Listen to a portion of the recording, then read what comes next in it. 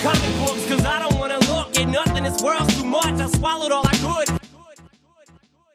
Welcome back, everybody, to another episode of Trade Talk. I'm your host, Niko, and this is episode 34, the Late Tapes, Volume 10, the final late tapes of this whole series of me catching up on my backlog of books after I hadn't recorded for the first 2 months of 2020. Read a whole bunch of things, just kind of fell out of recording on a regular, and this was my attempt to basically, at this point, bring out 10 episodes over a 3-week span, about three to four a week here, for you guys to get caught up and be back on a regular weekly schedule. So we made it, guys, and at this point, I have nothing left that I wanted to talk about in my stack, and I'm back to trying to read 3 to 4 things a week to talk about with you guys. So let's hope I'm able to keep on track again here for this being a weekly show. I mean, obviously, shit happens sometimes, hence why I just didn't have the motivation to record. But with everything going on in the world currently, with the coronavirus and people kind of being trying to stay in more and doing less, I anticipate myself reading a lot more. So, not that I didn't before, but it's hard to do when you got such a busy life and schedule outside of this as well, right? So, but here's hoping to keep on track. And if you're a first-time listener, please check back. And there's, like I said, there's 33 other episodes here in the library. You can go back and take a listen to of things that I've read and reviewed here on the Late Night Chat Network. All right, without further ado, this is all a manga episode, so let's get into it. I read 4 books, but 3 different titles here to talk about with you guys today. First up is Golden Kamuy, Vol.10, story and art by Satoru Noda. This is printed by Viz Media. So basically, not much to add. I talk about, I always talk about this book. I figured this is just more of a check-in, if anything, because the last few volumes, whenever I talked about manga, I've talked about this book on the show and how much I love it. I just think it's great. And in this one, basically, in this volume, after a Serpa,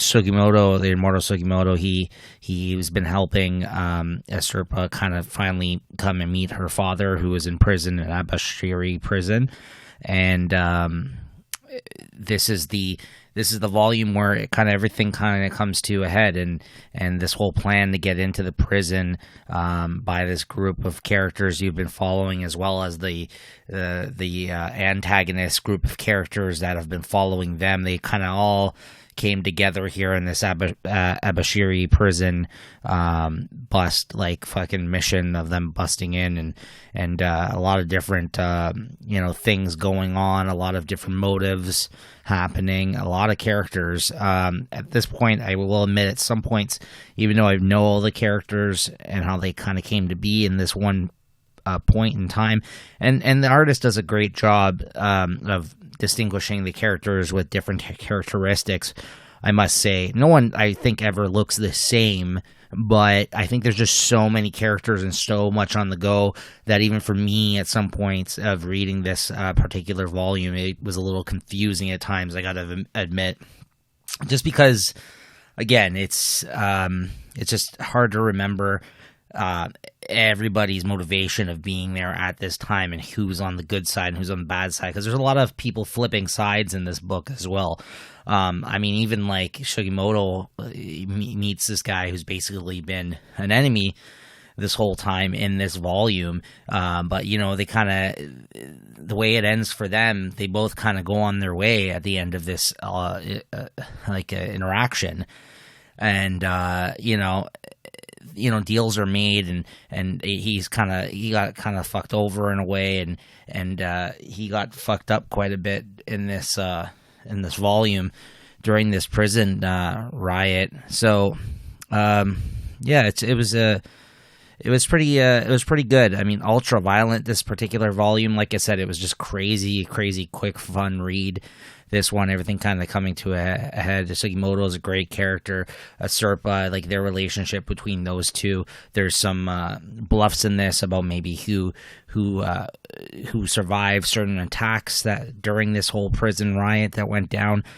A lot of fucking guards got their faces blown off. This book has always just been the perfect mix of funny moments, which you get a bunch in this, action. You get hardcore, like violent moments as well as funny moments and action packed, and drama and interesting adventure, and captivating story. And then this volume didn't really get much of it, but there's also like a lot of history in each volume of these, right? There's like tidbits that you learn about the people that are basically like the Native Americans of the Ainu people. That's what they're called. Sorry, I blanked there for a second. Of Japan there. So you get all kinds of interesting different types of things in this book, and I think the art's always well done and the storytelling is great, and I always look forward to reading it. So that was just basically my check-in to let you guys know it's still fucking good. I mean, I wouldn't be surprised if I check in on every single volume that I read of these if it makes it onto this show, just because it's always that good and I always enjoy talking about it, even when I don't got much to add or new things to say. I just want to let you guys know that if you're not reading this series, you're really missing out on a great manga. It's definitely my favorite ongoing manga that I read today. Next up, we got One Punch Man, Volume 18 and 19. It had been a while, I think, since the last English release of a manga volume for One Punch Man, which was, I guess, 17, had come out. At least it felt like it had been. And then I know that I had heard some of the actual story that was even taking place.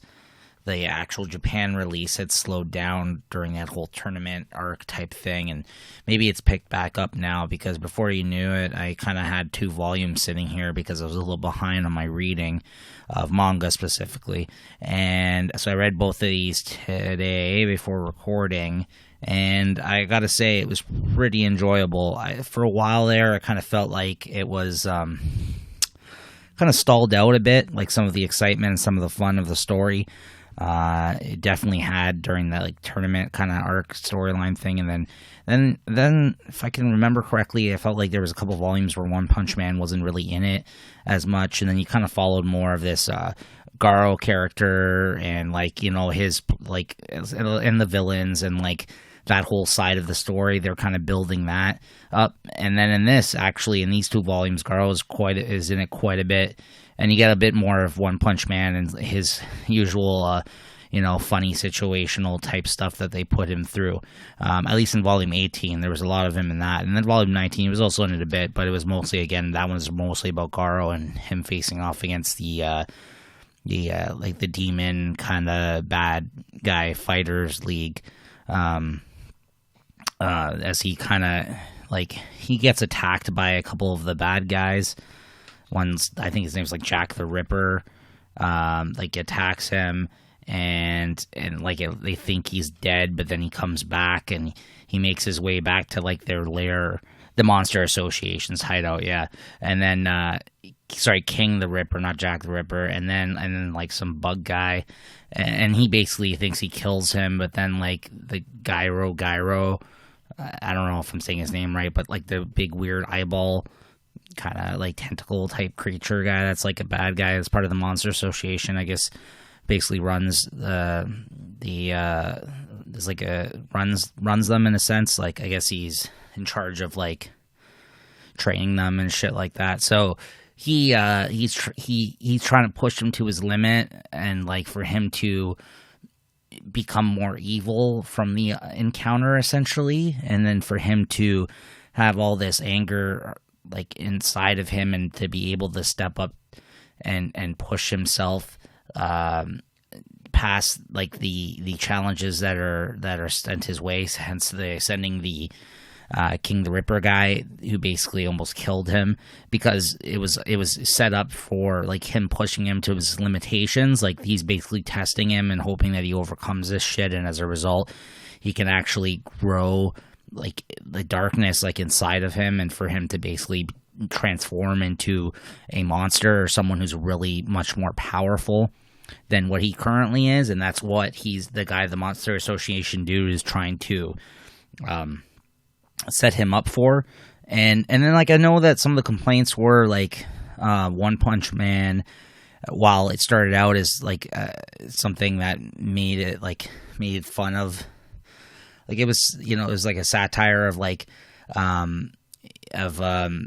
other Shonen Jump mangas, and like it was kind of like a sneaky seinen manga in a sense. There, I believe, is the categorization for it. And then it kind of fell into following a lot of the actual shonen tropes in of itself. And I think that with these volumes, you get a bit of that, but as well as it's still, I think, felt a little bit more like what it had started out to feel like when you first started reading the series. And then I think during that whole last arc leading into these volumes, I think it strayed away from that in a bit, and it actually just was feeling like your regular shonen manga, which I'm not a huge fan of anymore. I decided a little while ago, and this is one of the ones that I made an exception for because, like I said, it makes fun of like the usual tropes and stuff of these types of books. While in itself it still is like shonen in of itself, it does like play with a lot of those tropes and kind of, you know, it makes fun of these. And you can even see like a lot of the characters that show up in this definitely look like other people from other types of mangas. Like you got your like Bleach looking guys, you got like your JoJo looking guys. Like a lot of the heroes, like the different classes of heroes, like these kind of people. I mean, they made fun of Dragon Ball in this, like with the whole tournament thing with Saitama even dressing up with the wig and all that shit. It's things like, if you know other shonens and you get the tropes, like you get some of the references, and even there's a lot of shit that's going over my head because I haven't read a lot of all that stuff, but there is things I've caught as well, or at least have taken that way, right? So that's always been fun about this. That's what's always been fun about this book. And I know that some people are criticizing it just recently, and just like how the story arc has kind of went, and it just does feel like another shonen manga. So, you know, but it is in the Shonen Jump line still, but it's just always kind of felt a little different in the sense it does poke fun at that kind of stuff, and it does play with those tropes, and you know, like the character itself, the main character himself, One Punch Man, is absurd. Like, so just, you know, like even in this, like there's a moment where he goes out to dinner and he had bought cabbage, and then he lost his wallet. So then he's like in the diner, and then like this girl who's I think Blizzard is her name. She has been trying to get him to like join them, like her crew, and he hasn't been giving her the chance. And then he sees him there and like confronts him at the diner. It's like, oh, you know, I followed you here or whatever. You gotta agree to, you know, come work with us or whatever. And then he's just super happy that she showed up because he noticed he lost his wallet, and he's like, oh man, I can't dine and dash. Like, people are wanted for dine and dashing at this point, like, you know, criminals, and I can't do that. And then he orders fries, and she takes a fry of his, and then like he has this huge like shit-eating grin on his face, and he's like, he sees her eat the fries, and then because she ate a fry, he felt like, oh, you pay the bill, and he ran out after this other dine and dasher, which turned out to be Garo. Like, he just went there and ate. And this is after like the previous volumes where he got into an altercation with some of the other heroes and fucked them up. And he's like supposedly the hero hunter, but I guess he hadn't proved himself enough to the Monster Association to the point where in this one they sent some of their goons after him, right? So it was just funny moments like that, like the fact that he makes this chick pay for the bill because he forgot his wallet and doesn't want to come off like a thief, and then runs after Garo, who's the actual dine and dasher in the same diner that he was in, and then you know, faces off against him, takes him out very easily, And, you know, he gets knocked out and it's just like, what the fuck? Like, he's just like, what just happened there? And then, like, but then just right after that, he gets attacked by these monster guys and it's all is forgotten for the time being. It's just anybody that kind of comes into his path ends up getting taken down as a result. But they got their own stories going on. So, like, he just kind of weaves in and out of all this shit and kind of goes on with his day, doing his own thing, One Punch Man, to the point where, like, even the kid that he tried to protect Garo the previous volume before, who's, like, obsessed with, like, heroes, and he's got, like, the monster manual and the hero manual. Like, he knows, like, all the different heroes and stuff. Like, he sees them, and then One Punch Man, and he's like, oh, who is this guy? And he finds out, like, One Punch Man isn't actually even in the hero manual, and he finds that out, and he's like, what the hell? Like, of course I'm not. Like, this is bullshit, right? So, it's just kind of amping up at this point. I mean, we're still following. It's mostly about Garo and One Punch Man now being back with his kind of crew of buddies and stuff, and they make a hot pot, like, where they throw, like, the cabbage and a bunch of meat and all this other shit in there. And like I said, she's still trying to get him involved with her crew, the Blizzard girl. I think her name's Blizzard, and you know, Genos is he's still kind of in disrepair, like, about after his last fight, and you know, he still looks up to him as his master, and King, the guy who, you know, everyone thinks is the next class hero that's, like, super powerful, is still kind of, you know, trying to avoid being known how useless he kind of is. So so it's just still really fun, and I always look forward to it coming out. I still am really invested in the book and the character. You know, the mixture of artists on it is good, and it's fun and action packed, and yeah, it definitely does feel like a shonen in ways, but I still think that these last couple volumes that I read, though, other than, like, volume 19 had a lot of fighting in it. Like, it was a lot of fighting that happened in that, which is fine, but I think it was almost like a return to form in terms of some of the themes and the storyline that's happening currently. I just would like to see One Punch Man be more involved in the coming storyline, but it looks like it's amping up to get to that point. Like, I wouldn't be surprised if you know, he takes on a larger role moving forward at some point. Okay, and then last off, we have Downfall. This is by Inyo Asano, and it's from Viz's signature line. I should also mention, One Punch Man is also from Viz, from their Shonen Jump line, and that one is by One, and art by Yusuke Murata for the most part. I think sometimes they have other artists on here too. But anyways, Downfall is a single volume story that just came out maybe a few weeks ago. Inyo Asano, I basically at this point, I think I've collected all of his work in English that's been released.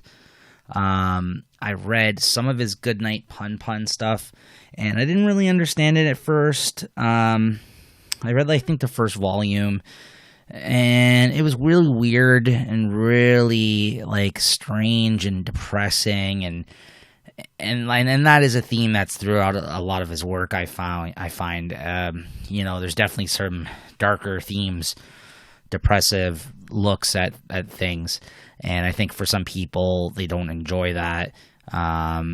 I can understand that. And then I tried it again, and I think I may have read the first 2 volumes, and I kind of got an idea of how it is a little bit more so at that point. So I was like, okay, like the art, cartooning, the stuff he puts on the page looks great. The art was never the issue. He's a great artist. It was just some of the stories itself, like the themes. And then I read Solanin, and because I heard that was a really good one-off. It's a thicker size. Again, I think it's in the signature line of manga, and that was like a really nice coming-of-age kind of storyline about a girl who's, like, I guess, done school and starting in the workforce, and she doesn't really know what to do with her life, and That was great. If you guys want to try out Inio Asano's work and you've never read it, like that's kind of what got me in, because I read the Goodnight Pun Pun because it was all like the rage when it was still coming out in English at that time. And like I said, the first volume threw me for a loop, and I was like, I don't know if this is for me. Then I read Solon, and I was like, okay, this is really good. And then I went back and I read, I think, like I said, the first two of Goodnight Pun Pun, and I was like, okay, this is good. And then I started reading Dead, Demon Destruction, which is, I think, the one that's still coming out right now currently. And that's pretty good as well. And I've talked about that here on the show before. So when this was coming out at this point, I then went on to grab all of his other stuff that's in English. Was it What a Wonderful World, I think it's called. That's like a 2-volume thing I have. Nijagara Holograph, which I heard is like his darkest one. I haven't read that yet, but I have that, and another one too. I forgot what the book's called, but I have another thing by him that's a single volume. But Downfall, I just want to read the premise of the premise of the book that was on the actual solicit as well, and it's on the back of the actual manga volume. So if this was like, and because I try not to read these things, but sometimes they're so perfectly well put that it sums up the reason why I wanted to read it in the first place. So I felt like this one was a really, really good one. So I'll read it to you here. It says, selling copies is the only thing that matters. So what if your manga series just ended and you have no idea how to start the next one? Your marriage is breaking up, your pure love of manga has been destroyed by the cruel reality of the industry, and nothing seems to fill the sucking void inside you. Find the secret combo for a new hit manga series and everything will be okay. Right? And that's basically what what sold me on this and what this was about. And I heard somewhere that this was like his favorite thing he had done, the artist itself, and this seems like very personal, and it's hard to tell where he's inserting himself and where he's not, because I find it hard to believe this is all like his story, and this is all taken from his experiences, but I'm sure a lot of it is, and so much so that the actual character towards the end, like you get like current, maybe even at the start as well, you get like current kind of scenes that are happening like in the future of the story that we were following, that the main character, I guess, grows up to look like past the moment of the story that we're reading in the actual book. And he looks like Inio Asano. Like, if you've seen a picture of him right now, like with his like bleached hair and like his hairdo, the way he has it in his glasses and stuff, it looks exactly like him. So, it's as if he wrote this, maybe how he felt maybe getting early success in his manga career at that time. And the thing I'm not really sure about is whether or not the actual relationships or the way that story kind of panned out happened to him or not. And I haven't chosen to read into it anymore. I don't know if he's spoken about this past the read of this, but this is one of those books. It's not a huge manga volume, but I read it in one sitting. It was just really captivating, really interesting, and I kind of flew through it. But a lot of poignant moments, though, and a lot of again, like he ends up with like an editor, a manga editor. He has early success for like his first manga, but then at this point in time of the book, he has just wrapped up his manga, and he doesn't know what to do next for his next manga, and the expectations are high because he's like a high-profile manga artist, writer at this point in time, who kind of like towards the last few volumes of its publication, I guess sales had dropped off a bit. They still has their hardcore kind of fan base, people that are really into it, but he kind of seems uninspired at this point. And he doesn't really know what to do next, so he's having and like I said, like the explained on the back, and he's married to like this manga editor who's editing somebody else who's getting all the praise at the start of their career, or maybe for their biggest hit in their career as of yet, and he's seeing this go on, and the woman that he's with, girlfriend or I guess wife, is all her time as an editor for that book is tied up with that artist, and he's not really getting that much attention from her, and he's kind of feeling frustrated because she's always dealing with the success of this other book that he thinks is a piece of shit, essentially. Like, and he feels like, he's like some smart, tortured artist that's kind of falling out of love with manga, the medium itself, and he doesn't really know like why he got into it. It's like it's almost like a midlife crisis, but it's somebody that I think that had early success and then is looking for the next thing, and is just as stuck in a rut, like in his life in itself, and everything around him. Like, he doesn't like a lot of the other mangas that are out currently, and he wanted to associate himself with that. So then, like, it goes from there to him seeing like prostitutes. Like, he basically starts hooking up with hookers, and it kind of just goes from there. And I'm not going to tell you where it leads off or how it ends with the character, because this is basically like the basic setup very early into the book, and it's not a long book, but like I said, the artwork's on point as usual, and I wouldn't say it's like a happy-go-lucky book. Like, it's definitely, I wouldn't say dark, but depressing at times, just because, like, you know what I mean? It's like the uncertainty of life, essentially, and I think there's a lot of themes that if you are further along in your life and you're not, like, in your early 20s or a teen and you're reading this, I think there's certain things you're going to really latch on to, and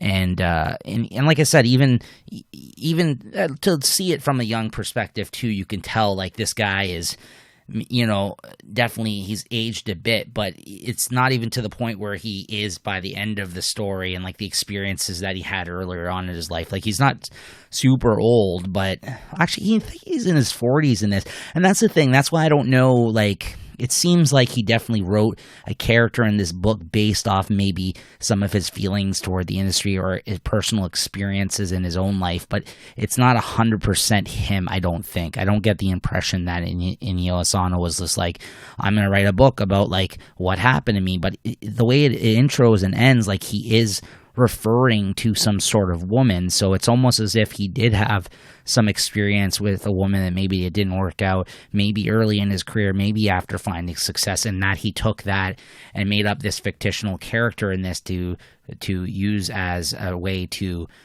talk about his experiences or the way he felt at that point in his life.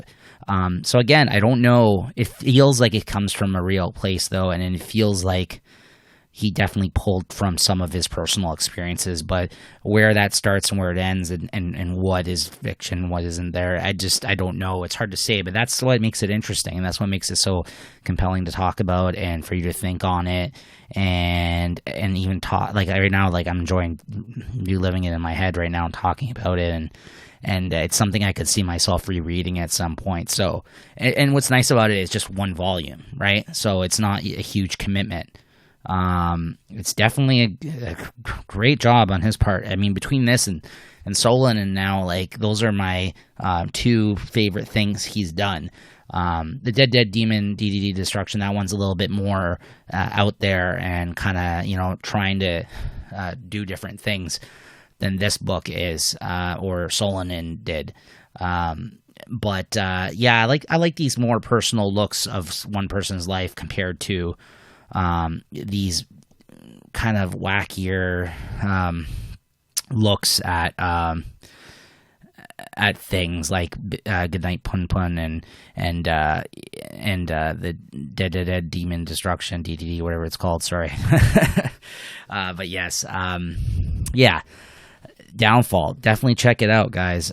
Really, really good, and I can't recommend it enough. I really enjoyed it.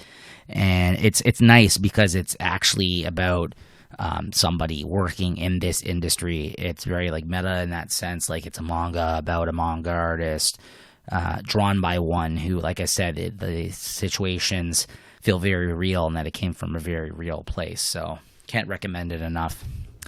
All right, and that'll do it for today, guys. Hope you enjoyed that. I'm hoping to read some more manga. One that I actually have in my stack currently that I'm hoping to talk with all you guys. But again, it's one of those things where I'm going to try not to use spoilers, but I'm so looking forward to it, is that the Berserk, those deluxe edition hardcovers, the fourth one just came out, and that was the end of the Golden Age arc, I believe is what it's called, Golden Age, or it's when something crazy happens in this book, and I've never had it spoiled for me, but you always hear about everybody reference this point in the book. I guess how like everything changes for the character, like maybe Guts or the story itself moving forward. So I'm really looking forward to reading that and talking about it on here. So I think that might be up next. Let me know if you'd rather me cluster the manga all together and talk about it like I have been the last few episodes when I do this, do talk about manga, or if you'd rather me mix it up and slip it in with other comics that I talk about as well too. As I find that I kind of switch back and forth. Sometimes I'll read a manga, put it aside if I know I'm going to read a few more somewhere down the line, and kind of bunch it together to talk about it in here with you guys. And I just think it works better because not everybody's into manga, and this way people that do want to check out these manga specific episodes can. And and if not, you can listen to one of the other episodes, right? So, but if you guys would rather me mix it up, I'm into doing that too, because by all means I read both, right? Okay, guys, so I'll see you guys next time when we're back on our weekly schedule. Thanks for tuning in.